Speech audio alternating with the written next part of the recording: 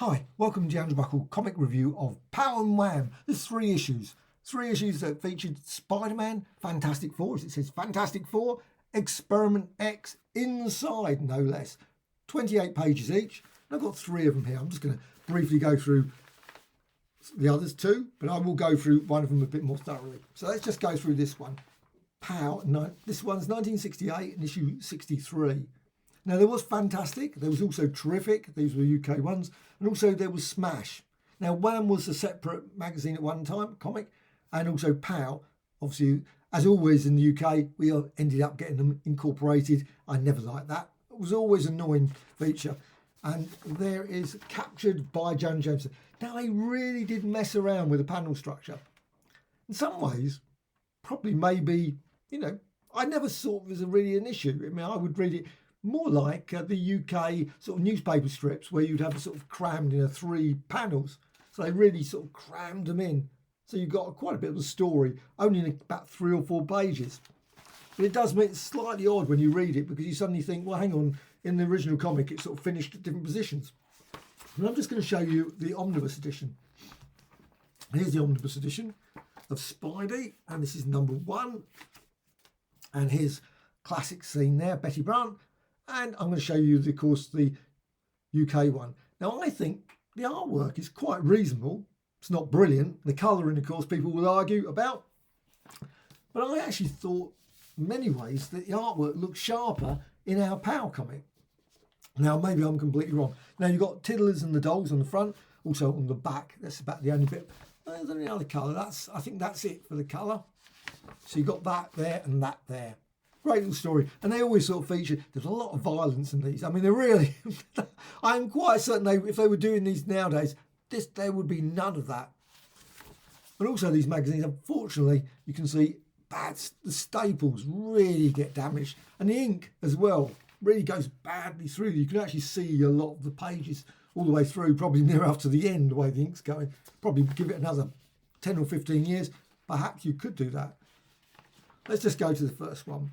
The first page. Now, as always, when I do these, they always stick together. But you can see there, look at the ink going through there. Really, really bad. I am quite certain when that came out, it was not that bad. I mean, that would have been terrible if you were reading it back then. I can't remember. Maybe it was like that. I don't recall.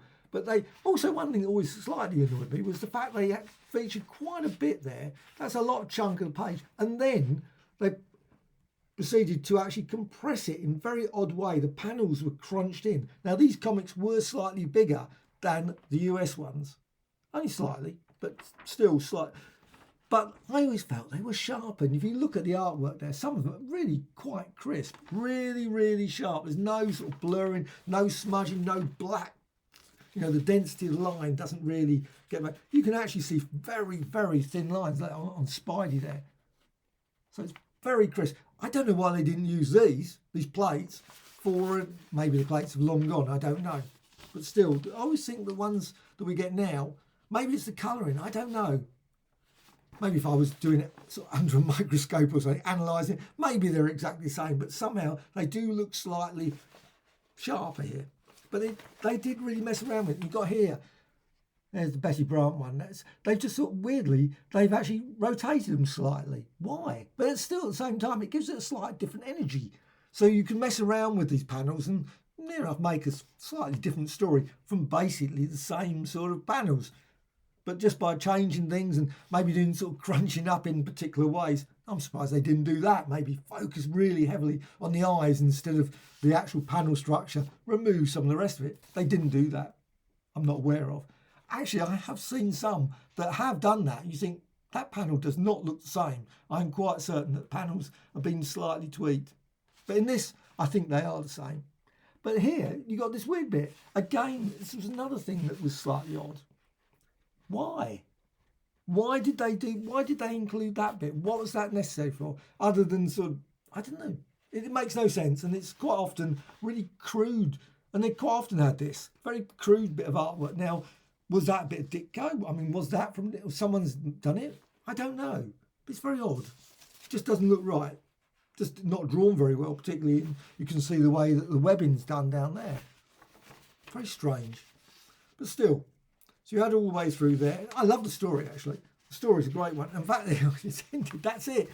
You get here, exhausted at last, turns to face his tormentor, old Jameson there.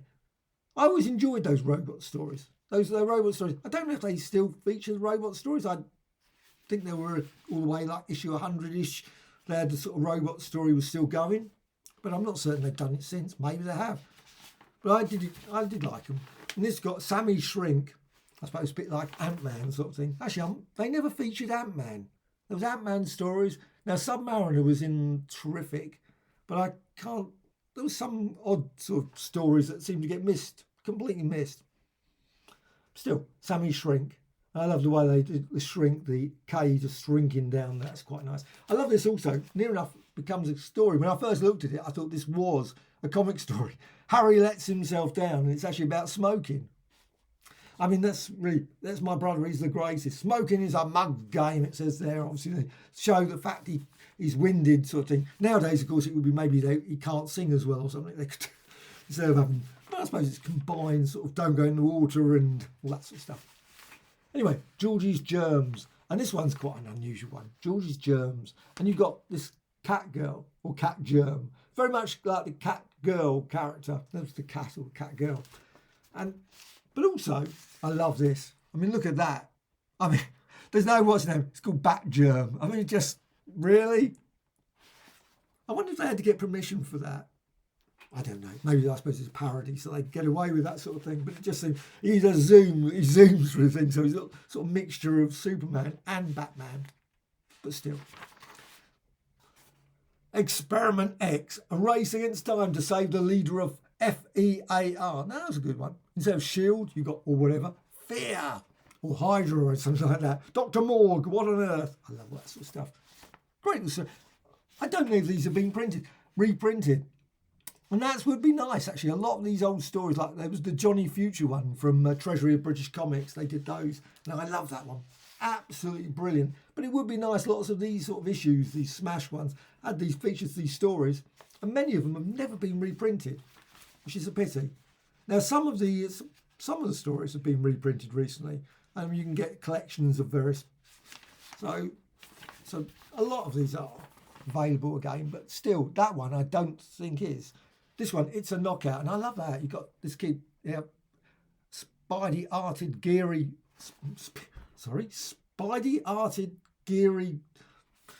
Spider-Man t-shirt, obviously very 60s language, and it can be yours. And obviously the kid's bashing. No, is that a real?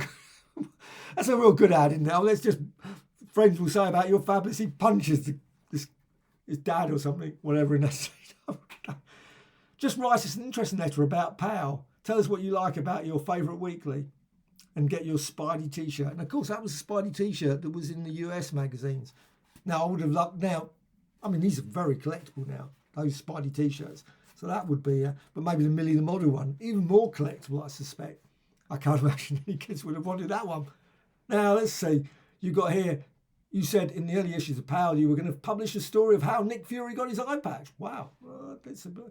You have a good idea, like publishing Nick's eye patch origin tale, etc., etc.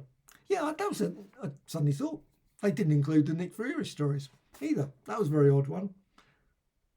The Giant Man, Ant-Man, they definitely didn't include those. Or the Human Torch ones. I wonder why they missed those out as well. That would have been a nice one combination with Spider-Man, actually, in many ways in this magazine, instead of the Fantastic Four. But I think Fantastic Four was in Wham. So I love these things where they actually also published all the addresses of all the people. They would not do that either now. But this one, Daredevil and Spider-Man, unusual choice. Smash. I mean, Daredevil at this point would only been out probably a couple of years after this had come out. So I would have thought some of the other stories would have been more likely. But still, maybe Daredevil was considered more popular than obviously Ant-Man. Strange enough.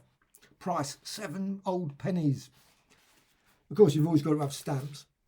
Can't beat good old stamps. And Sabutio, cricket. Yay, I love that. Wow, that was expensive.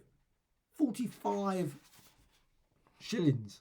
Wow, that's a lot. But I guess maybe it wasn't that much. I don't know. Sounds a lot to me. £2 or £3, isn't it? About £2 or £3. £2 something. You got here Mad Mummies, The Cloak. I love those ones as well. They were great. brilliant. And actually the humour in this is absolutely superb. Just really great, silly stories. Lose your appetite and you've obviously got the boy. It's great. And he sort of, hope the water's not too hot. Classic stuff. And then you've got Two Faces of Janus. Slightly confusing that. When I first saw it, I thought Janus Stark. I don't know why. I've seen Janus Stark and they've got a character that looks very much like the owl from Daredevil. That was my impression anyway. And it's just, and the story does rely heavily on some very, I've got this disintegrator ray and all that sort of stuff. You really have to say that. So a gravity eliminator. That's very handy as well. All these things to have just at the right time, and a mask as well. I love this one, the Grace Goalie. Not certain this really fits with this comic really, but I suppose, considering it's all like superhero stuff. And it's actually, this is the one thing that's weird about this comic. It's not just superheroes. You've got the tiddlers and the dolls. Just those sort of things, really. But the greatest goalie as well. So you're really covering all the bases here. You've got football, sport, a POW. Now, I'm not certain if this featured, and I probably should look in the other week's ones. Some of these stories maybe only featured once. That was it. And unfortunately, they never put the artist's name or the writer's name for that, or the letterer. Obviously, you didn't need to put the colourist, so you could do that. But it's here. And this is a weird one as well, the ad. So you got here, waiting for you every week. And you got here back, and it mentions Fantastic. All of them in Fantastic. Now, I'm quite certain, and I might be wrong on that the Avengers was in Terrific. So why have an advert confused and saying it was in Fantastic? Please put in the comments below if you know that they were ever featured in Fantastic, but it just seems to be an odd sort of thing. And also, they don't mention Submariner, which of course is unusual as well. Still, you got here Dare a Day Davey. I love this one where they always ask postcard to Dare a Dave, win £1, and if you're published, I mean that's just great. Real good sort of. But this is another one that's really weird. The way that panels were done, and again they wasted a lot of space with this. Why did they need to do this? Versus the dreaded, and they had a really awful picture there of Diablo. I mean, they could have removed that. It didn't need the blurb. Maybe they thought that the kids wouldn't remember what happened last week, or they would just come into it and they needed this sort of blurb about what happened last week. Just seems odd. The fabulous Fantastic Four. That's odd as well. Just putting that. The fabulous Fantastic Four. Still. But you got Diablo. Not the world's greatest of villains. But again, messing around with panel structures as well. They actually did some, look at that. Just a weird way of doing it. Now, I haven't checked the original, so maybe I'm completely wrong. But I'm certain that was not Jack Kirby's way of doing panels. Sort of putting that where you sort of put another panel on top of another panel. Very much like a Photoshop sort of thing. Very unusual way. Maybe you could do the whole comic like that. Just every panel, just pile them all on top of each other, sort of in a layer, sort of across the whole thing. If you want to cram it all in, why not? Just mess around with the structure completely. And then they wasted it with this. What was that? What purpose was that? What, I mean, that added nothing to the story. They could have just used more, maybe spaced it out more. Would have actually made it maybe easy to read, because you would have had a bit more of a gap in the guttering. But it's just odd. Didn't have any effect to the story. And then, of course, they cram in all the rest of the artwork. I mean, 4 panels at the bottom. Just very strange. And then they did the same. They had the thing down the bottom as well. Again, not connected with the story at all. Still brilliant artwork. I mean, I love, of course, and again, the sharpness of the artwork. I mean, that is the thing that's really great. You look at this, you've got the thing there, and I'm just pointing that out. Really, the ink is really, really sharp, even consider it's 1968, which is, it would have sort of spread out maybe slightly compared with what it was. And you can see that. I mean, the next page, they did it again. Why? Very odd. And now I have no idea. That does not look like Kirby. I might be completely wrong, but it doesn't, to me, look like Kirby. And why did people do it? Wouldn't it have been easier just to use the panels instead of employing someone to put those to fill it up or spread it out slightly differently? If you're going to mess around with the panel structure, why not economically mess around with the panel structure? Make a completely new comic near enough. And then you've got this. You've got it crammed down there. Again, without, of course, going back and referring to the original artwork, the Fantastic Four, whatever issue it was, it just seems it's shorter. That would not happen. I'm quite certain that that was not resized in that way. And you got them along, again, the inks come through. They're a great story all the same. I mean, I love this one. Don't waste 1 second worrying about our fabulous foursome. Baron Hugo found them a few minutes later. Now again, I don't know if that was included or not. We'll save it for the next ish. See you then. And of course it says here about printed in Great Britain by Southern Print Limited. Branksome, Paul. Just classic stuff. Really good. I love that one. POW. Really, really. All right, let's go for this one. Now this is again, we got some, this one. That was a Ditko. I've seen that. Now this Fantastic Four, it's possible again that they just based it on obviously a bit of Kirby there. It looks Kirby-ish, so I'm quite certain it probably is. But it's been a bit smudged. And you got, this one's 59, so that one was 63, so it's slightly a bit before. You got this one, the Inchman. That's a Dinky Toy one. I love that. All the good old Dinky Toys. Didn't have that Dinky Toy. But again, they've gone for this time Human Torch. Now that does look like a bit of Kirby. Quite certain that I've seen that before. But saying that, they didn't go for, they've gone for really putting the story, cramming it in there, right all the way across. And you've got here, it started on Yancey Street. I'm certain that probably wasn't done that way. They crammed it all on, all the way around. Very unusual. You wouldn't have had a splash page like that. Certainly not in American magazine. This one is Dare a Day Davy again. Oh, you got this lovely one here. Stroom's Strange Solution. Now, I don't know which one this comes from. Probably an Atlas comic, I assume, without checking up. He was the only one who could save his world, but it was forbidden to act. Oh, that sounds good. That's a great bit of artwork there. Now, I do not know the artist. No, I'm really hopeless when it comes to, I would say like Basil Wolverton, might be wrong completely. Please put in the comments below if you know. But it still looks a great little story, the old Stroom's Strange Solution, POW short story. And again, it's a pity they never included, like say, the details of the artist. You got Tiddlers and the Dolls. Weirdly, now here, not on the front cover. Oh, you still got that one. You got the Two Faces of Janus. That was on, obviously, there. Ben fails the fitness test. Oh, it's this time a fitness test. Oh, fags are a waste of money. So that's just odd the way that, still, that's what, obviously, the name for it. You should see Ben up the rigging. Obviously, he wasn't obviously the best when kids were smoking. And you got Experiment X still in here. Experiment X, and you got George's Germs, though not featuring Bat Germ this time. And you got this time, you got yet another, again, really odd use of Spidey there, but again, really quite crisp artwork. This is what I like about the old UK magazines. I think the UK comics are really good. Not always. Sometimes you get them and you look and think, what happened? They printed them in a slightly different way, and the inking is slightly weird. I've just looked at a couple of Hulk ones, Mighty World of Marvel. Most of them really sharp. And then you get some that somehow the printing process goes weird and it's sort of printed on sort of shiny paper. It just doesn't work and it looks a bit more, you can see the dots. You know, it really looks really awful. Well, actually saying that, you can see that there on You Know Who coming into the room. Of course, the character that we later find out.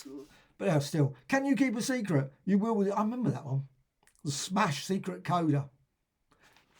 Though I don't know if I remember that one. They probably did a similar sort of thing in other ones as well. But I do remember having a secret coda exactly like that. But still great characters. That one and Spider-Man Goes Mad. Classic one with Spidey and again, not going to spoil the story. And this, I love this one. My favourite. This is one of my favourite comics. I love the Frightful Four one. The Attack of the Evil FF. The Frightful Four. Of course, the cover of that. I've always had a problem with that one because you've got there with older Ben looking out the window. That makes no sense, that scene there. Why would he be, just the way he's got the window, he's sort of got, you can see the window pane behind him. He'd be crunched around. There's no way that Ben could be looking out a window like that. That would make no sense. And you've got the Fantastic Four just there and they haven't heard a single thing when Ben is being glued. That would be truly weird. You think that, you know, Ben would turn around and say, oh, you know what, the Frightful Four are outside. No, because they didn't glue up his... No. But still, again, they messed around. And I love that. Look at that, Frightful Four. Look at that way they messed around with that logo. Again, not in the original. And also, of course, that bit there, the brilliant splash. I love that. That was a favourite. Really love that because they announced, of course, their marriage. And was it engagement? Yes, engagement. And it's just great. Just absolute. But again, they messed around with all the panels. Again, they put four panels per page. That was not the case. I'm quite certain without checking it up. But let's just go down. Well, this one's interesting. They got the wizard, the demon druid. This was issue 70. Oh, this was a bit further on, 79. Demon druid. And you got here the mystery of the purple planet again. Oh, now the artists there are. I'm not going to say. I'm terrible on these ones. 1963. Others will probably turn around and say, oh, that's XYZ. I'm not really... Oh, no. It's on the tip of my tongue, but the artist for that one. This one, the cloak again. I love the cloak. That was great little stories. Again, quite dense and packed. I mean, you've got here 1, 2, 3, 4, 5, 6, 7, 8, 9, 10. There were quite a lot of panels, 15 odd panels there. Really, and obviously on the next page, quite a few as well. In a few minutes, this gun will pack up for good. The last ray burst we've got. Sammy Shrink again, was still in it. Oh, I love this one, Sabujo Table Soccer. Just absolutely great. I love that one. Oh, you know, I never had any of those. Sabujo Continental. I know they were quite expensive. Actually, they were. Ooh. That was 119 shillings. That's a lot. I somehow suspect that I would never have had that. I had quite a few teams, replicas of, etc. Can't remember Chelsea and those sort of ones. Chelsea was always my favourite. And this one is Two Faces of James. Oh, they changed the layout slightly. They got the story there. Ooh, very evil looking character there. They've got there as well. And then we're on to Spidey again. Oh, and the cat. That was near enough the last of the Ditko stories. Certainly quite close to the guy named Joe, wasn't it? You got the cat. I think that was near the end anyway. But what again? Look at that vast amount of panel, just wasted. What a waste of space. Again, just to have the little blurb there, they could put that right along the top, would have saved a lot. And then just the panel structure again, it's just very odd. 4 again per panel. And then they've got that with Spidey Club. And that isn't Ditko. Definitely not Ditko. It just seems very strange, but Cat was an unusual character. I don't think Cat ever turned up again, did he? He might have done. Don't believe he did, but still. He didn't have any special powers or anything. And of course, he gets caught in the end. Oh, sorry, spoiler. I think that was a big clue. You knew he was obviously caught. And if you've got the omnibus edition, you would know that he's caught at the end. But look again, very unusual. Look at that Spidey there in the building.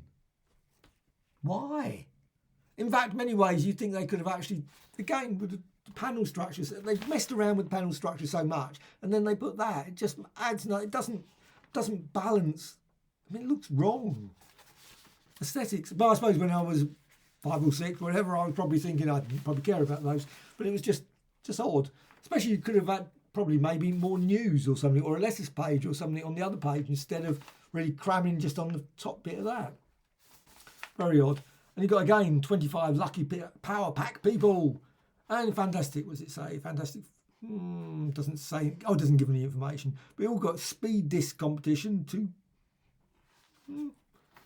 And Dare Dave. And it's got an ice cream on the back. Which one is this one? This is obviously lovely Wool's ice cream. So that's pretty good. A fantastic hovercraft. It obviously wasn't a full-size hovercraft. Now that would be impressive. But still, quite a single-seater hovercraft. Glide over land on a cushion of air. Well, that's POW. I love those magazines. They were great. I didn't buy as many as I should have done, perhaps, at the time. But I have, over the years, picked up. They're sort of ones that will often turn up at Fates and things, used to anyway. And I would read them that way. But I didn't buy them consistently when they came out. It was more, as I said, Fantastic and Terrific was my main ones. But they were great. Probably because they were going beforehand. I think POW and Wham had been going quite a while before the Terrifics and all those sort of things. Well, it might have been the other way. But I just never really saw them. You can't buy that many comics. I mean, obviously, when I was younger, I had a choice of a couple of comics. Fantastic and Terrific was the main one. So POW and Wham was occasional comic. But still, great bit of colour in there as well. Not certain that was the colouring either. Might be wrong on that.